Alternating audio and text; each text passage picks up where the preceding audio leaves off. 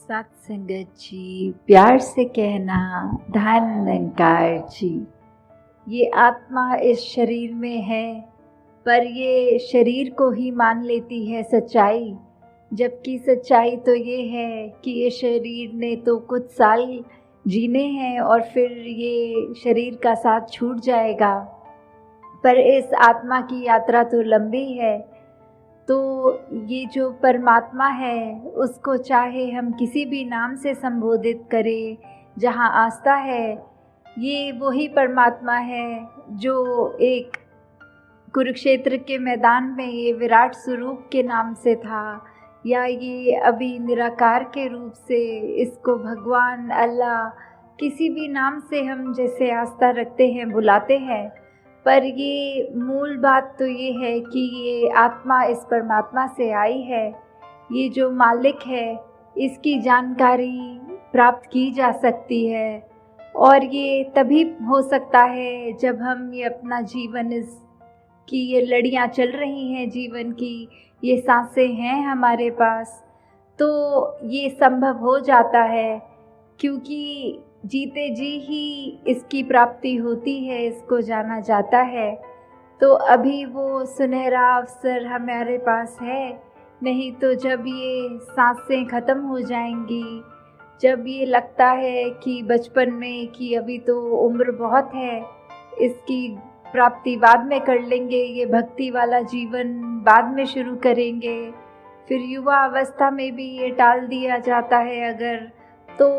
ये भी कोई गारंटी नहीं है कि बुजुर्गी तक पहुंचना है कि नहीं पहुंचना, क्योंकि किसके कितने श्वास हैं ये तो किसी को भी नहीं पता। तो हर हाल में, हर पल में इस परमात्मा को जानने के बाद अगर इसे शुक्रिया करेंगे, तो वो ही हर पल को हमारा सुनहरा बना सकेगा। कि कैसे हम अगर इंसान हैं, इस संसार में आए हैं, तो अपने जीवन को एक ऐसा रूप दें, एक ऐसी चाल चलें जो सच में एक मानव वाली चाल होती है। क्योंकि ये सिर्फ तन मनुष्य वाला है, तो भाव अगर ना हो, एक मानवीय गुण ना हो, ये एक ह्यूमन वैल्यूज़ ना हो, तो मनुष्य के तन में आए तो ज़रूर हैं, पर फिर भी मनुष्य नहीं है। अगर ऐसा होता कि हर इंसान जो इंसान बन के आया है, तो ग्रंथों में ये ना लिखने की ज़रूरत पड़ी होती कि मनुर्भव, कि मनुष्य बनो। तो मनुष्य तो है ही, जैसे अगर कोई जानवर होता है, किसी कुत्ते को नहीं बोला जाता कुत्ते बनो, किसी बकरी को नहीं बोला जाता बकरी बनो,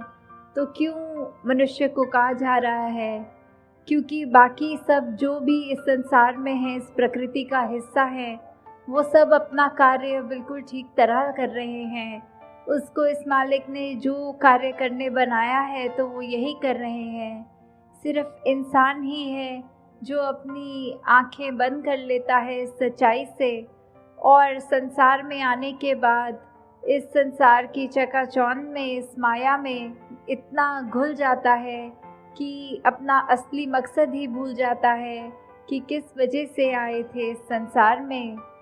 तो जब एक अपनी पहचान हो जाती है इस परमात्मा की पहचान द्वारा, तो पता चलता है कि हमारा असली मूल क्या है। तो जब ये पता लगता है, तो हर पल हम इस निराकार के एहसास में रहते हैं। फिर हर पल में एक जो भी कार्य कर रहे हैं, वो कार्य हमारा एक ऐसा कार्य है जिसका एक नतीजा हम अपने आप को भी बेहतर करेंगे,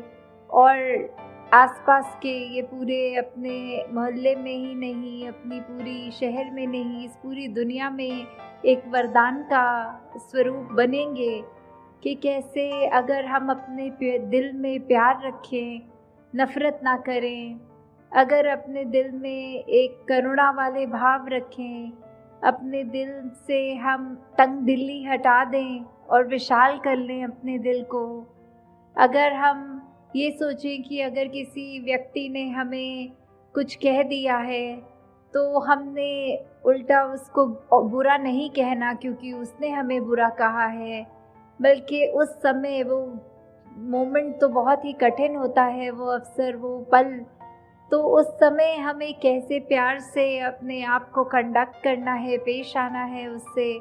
ये चीज़ तो हमें हर पल अपने अंदर जब ढालनी है, जब वो हमारा चरित्र ही बन जाएगा, तो ऐसे समय में भी हमें बिना किसी एफर्ट के, बिना कोई विशेष जोर लगाकर ऐसा अपना स्वभाव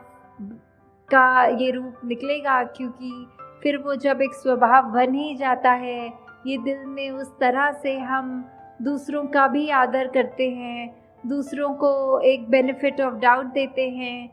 कि हो सकता है कोई उस समय उसकी टेंशन चल रही हो, कोई परेशानी से गुज़र रहा हो, इसीलिए उस अगले व्यक्ति ने हमें कुछ ऐसा कह दिया। तो जब हम ऐसा सोच के हर बात को नज़रअंदाज करते हुए सिर्फ उसको प्यार ही देते हैं, तो हमारा जीवन वाकई ही एक मुबारक जीवन बनता है। कैसे हम ये देखें कि ये संसार में चाहे कोई किसी भी कल्चर का है, कैसा भी खाना खाता हो, कैसे वस्त्रों का एक सुंदरता से अपने शरीर को सजाया, कैसा भी वो एक भाषा का प्रयोग करता है, हमें उससे उस वजह से नफ़रत नहीं करनी क्योंकि ये हमारे जैसा नहीं है, बल्कि ये तो वो बात हो गई कि हर एक की अपनी खुशबू है, हर एक की अपनी सुंदरता है, हर एक से कुछ ना कुछ सीखा जाता है। तो ये यूनिफॉर्मिटी की तरफ ना जाएं, बल्कि यूनिटी की तरफ जाएं कि ये जो यूनिटी इन डाइवर्सिटी है, कि कैसे हमने एक एकत्व का प्रतीक इस संसार को अगर बनाना है, तो शुरुआत हमें पहले खुद से करनी है। कैसे हर एक में हमने फिर भेदभाव नहीं करने, हर एक से वो एक समदृष्टि वाली निगाह कि कैसे हमने हर एक को देखना है कि सब अपने हैं। जब ये परमात्मा का ही पता चल गया, ये पिता का पता चल गया, तो फिर इस पिता के तो सभी बच्चे हैं, तो कोई फिर जाति पाति ऊंच नीच कोई ऐसी बात ही नहीं जो एक इंसान को दूसरे इंसान से ये दूरियां बनाने को कहें। फिर कोई वजह नहीं रह जाती कि हम अपने मनों में दीवार बना लें। हमारा सारा फिर ये फोकस एक ये दीवारें गिराने में रहना चाहिए कि कैसे हम प्यार के पुल एक मन से दूसरे मन तक बनाएं, कैसे हम एक ह्यूमैनिटी को जोड़ें, कैसे हम अपने जीवन को संवार लें, कैसे हम हर तरफ एक ऐसा एफर्ट करें कि दूसरे का भी जीवन हमारी वजह से कोई आराम मिल सके। उसको हमसे मिलने के बाद किसी व्यक्ति को ये लगे कि इस इंसान से मिलके अच्छा लगा, इसके गुण जो हैं हमें भी अपनाने हैं। फिर कैसे हम हर एक को एकता का मैसेज सिर्फ बोल के नहीं, बल्कि अपने जीवन में अपने कर्मों द्वारा ऐसे पहुंचा सकते हैं ये अमन, भाईचारा, यूनिवर्सल ब्रदरहुड। फिर एक हार्मनी इन वननेस वाली बात कि कैसे हमने एक दूसरे का सहयोग करना है, कैसे हमने इस संसार को फिर एक आए तो हैं अपनी जिम्मेवारी भी निभानी है, परिवार के लिए भी, या जो भी कभी बचपन में स्कूलिंग, बड़े होके कॉलेज, फिर अपना एक गृहस्थी का उस तरह से एक मार्ग, कामकाज, जैसे भी परिस्थिति जीवन में है, तो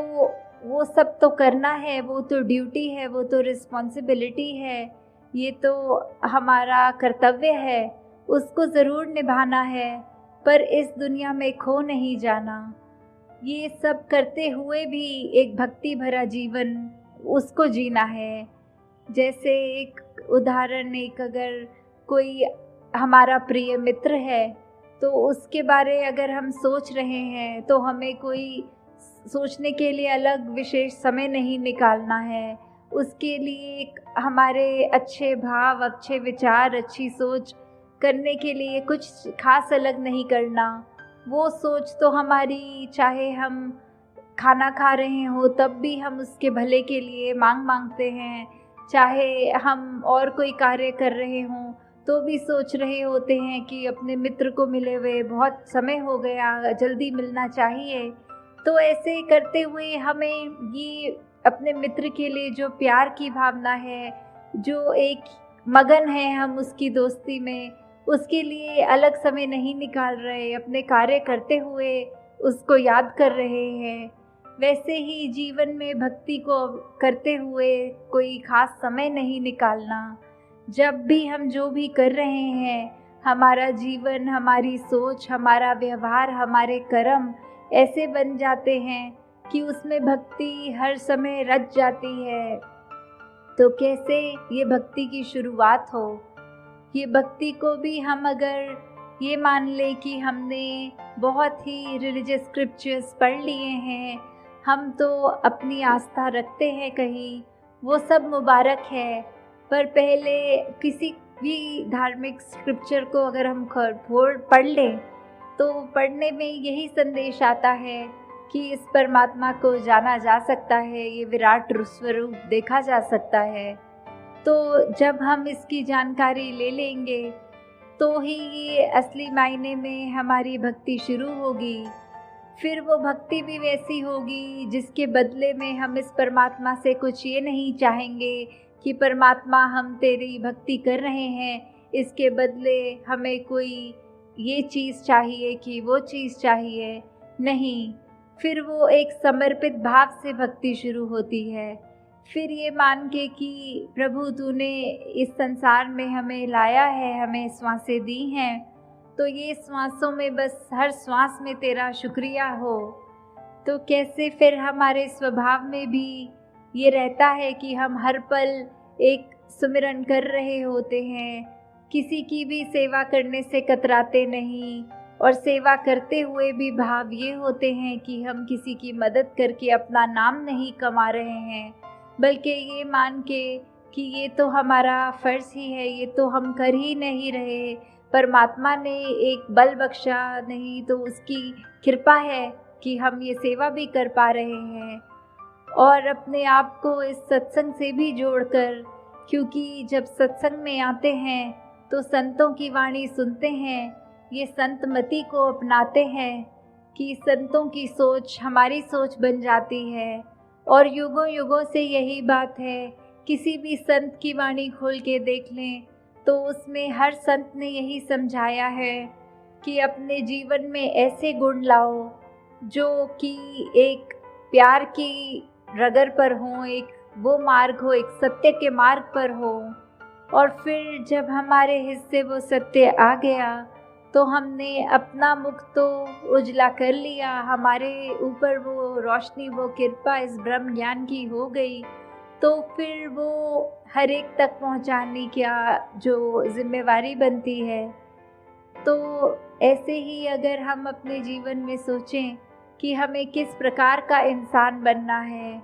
वो सोच हमारी है, वो दातार ने हमको चेतनता बख्शी है, एक विवेक बुद्धि दी है। अब उसका उपयोग कैसे करना है, वो हमें ही चुनाव करना है। और ये चुनाव अच्छी तरह सही तरीके से तभी होता है जब इस मालिक का एहसास हो मन में, क्योंकि फिर उस एहसास के साथ हम कोई कार्य करते हैं तो वो कार्य गलत नहीं होता, वो फिर सही होगा अपने आप। तो जैसे एक उदाहरण भी आ रहा है ध्यान में कि दो मित्र थे बच्चे, तो वो बच्चों ने, एक के पास बहुत खूबसूरत पेंसिल्स थी और दूसरे मित्र के पास बहुत ही सारी टॉफ़ियाँ थी। तो वो दोनों मित्रों ने बात करते हुए कहा कि ऐसा करते हैं, तुम मुझे अपनी सारी टॉफ़ियाँ दे दो और मैं तुम्हें अपनी पेंसिल सारी दे दूँगा। तो जब उन्होंने ऐसा किया तो वो एक मित्र जिसके पास टॉफ़ी थी, उसने एक टॉफ़ी वो छुपा कर अपनी जेब में डाल ली और बाकी उसको दे के बोला, ये लो मेरी सारी टॉफ़ियाँ रख लो। और जिसके पास पेंसिल्स थी उसने वो सारी पेंसिलें दे दी उसको, अपने पास कुछ नहीं रखा। फिर जब वो घर गए, रात हो गई, तो जो मित्र जिसने अपना सब कुछ दूसरे मित्र को दे दिया था, अपनी सारी पेंसिल्स दे दी थी, वो तो बहुत ही खुशी से सो गया कि मेरे को इतनी सारी टॉफ़ियाँ मिल गई हैं। उसने वो टॉफ़ियाँ खाई भी और आनंद भी लिया उसका। पर जिस मित्र ने एक टॉफ़ी अपने पास छुपाकर सारी पेंसिल्स दूसरे मित्र की ले ली थी, वो रात को ठीक से सो नहीं पाया, क्योंकि उसके मन में यही विचार थे कि दूसरे ने मेरे साथ चीटिंग तो नहीं करी, कहीं कोई सबसे सुंदर पेंसिल उसने छुपा तो नहीं ली। तो अगर हम ऐसे ही मन में भाव बनाएंगे कि हमारे पड़ोसी को हम चालाकी कर रहे हैं और उससे हम ये एक्सपेक्ट करें कि उसने भी आगे से की हो, तो ऐसे विचारों को दूर रखते हुए अपने जीवन से, और ये पड़ोसी से मतलब सिर्फ वो नहीं कि घर के बिल्कुल साथ रहने वाला, ये तो हर एक को अगर वैसे देखें कि ये संसार में जहाँ हम रहते हैं हर कोई ही अपना है, हर कोई ही अपना पड़ोसी है, तो कैसे हर एक से प्यार करना है, हर एक से ये सोचते हुए कि हमने एक दूसरे के सहयोग से सहारा बनना है एक दूसरे का, हर एक के लिए एक दिल से उपकार करना है। तो ऐसी सोच को हमने जब धारण किया करना है, तो ही वो एक असली रूप में एक शुभ सोच है, एक अच्छी सोच है, एक संतमति है। तो फिर वही बात कि अगर पड़ोसी से हम ऐसा नाता जोड़ें, ना कि ऐसा कि हमारे को उससे तकलीफ़ है तो हम उसको नुकसान पहुंचाएं। जैसे एक शायर ने भी बहुत अच्छा ये लिखा है, अरे ओ जलाने वाले, ये तेरा ही था नशेमन, जिसे तूने फूंक दिया मेरा आशियाँ समझ के। कि पड़ोसी को तो ये लग रहा था कि उसने अपने पड़ोसी का घर जलाया है, पर वो चिंगारी ऐसे उसके अपने घर पे ही पड़ गई कि पड़ोसी के घर को तो नुकसान कुछ नहीं हुआ, उसका अपना ही घर जल गया। तो कैसे हमने अपने मन में ये भाव रखने हैं कि हम पड़ोसी के घर पे अगर लगी आग देखते हैं तो उसमें पानी बुझाने वाला काम करें, ना कि आग लगाने वाला। कैसे हमने मन में एक दया रखनी है हर एक के लिए, चाहे अपना हो बेगाना हो। और ये बेगानेपन का भी भाव तभी ख़त्म हो सकता है जब हम एक अपनत्व रखेंगे हर एक के साथ, कि ये हर कोई इस संसार में हमारा है। तो किसी से फिर दिलों में ये दरारें नहीं आएंगी, ये दिलों से बस प्यार की भावना ही उपजेगी। फिर हम अपना एक रूप उसके आगे ऐसा रखेंगे कि हम आपकी सेवा करने के लिए ही इस संसार में आए हैं। तो वो भाव जब होगा तो असली रूप में हमारा जीवन एक संवर जाएगा। तो दासी आप सबका और ज़्यादा समय नहीं लेगी, अपनी वाणी को यहीं विराम देते हुए ये अरदास इस प्रभु परमात्मा, इस मालिक से कि जो तो इसकी पहचान करके एक भक्ति मार्ग पे अपना जीवन शुरू कर चुके हैं, वो जीवन हर एक को मुबारक हो। और जिसको ये दात नहीं मिली, वो भी ये दात को जल्दी प्राप्त करके अपने जीवन को संवार ले, क्योंकि यही एक असली धन है जो हमारे पास रहना है। ये जीवन काल में भी उपयोगी होगा, और जब ये सांसें ख़त्म हो जाएंगी तो भी ये मोक्ष, ये मुक्ति इसी के द्वारा ही प्राप्त होती है। तो कितना भी हम इस जीवन में अगर धन जोड़ते रहें तो भी वो सिकंदर वाली बात कि इतनी दुनिया पे उसने राज करके इतना ज़मीन, इतनी जायदाद बना के भी खुद जब रवाना हुआ, ये रुखसत हुआ, तो भी हाथ तो खाली थे। तो हमें क्या करना है जीवन में, हमें किस तरह का धन जोड़ना है। एक मेहनत करके अपने घर परिवार को एक आराम देने वाली घर तो बनाना मुबारक है, पर एक स्पिरिचुअल जो धन है, ये ब्रह्म ज्ञान की दात है, इसको अगर झोली में नहीं डाला तो फिर ये हीरे जैसा जन्म है, कौड़ी के भाव गवा रहे हैं, वो बात सच हो जाती है। तो दातार सभी पे कृपा करे कि ये असली जो कीमती चीज़ है, ये वस्तु है, जो मीरा ने भी कहा राम रतन धन पायो, कि ये जो धन है ये सभी के हिस्से आए, सत्संगत जी, धन निरंकार जी।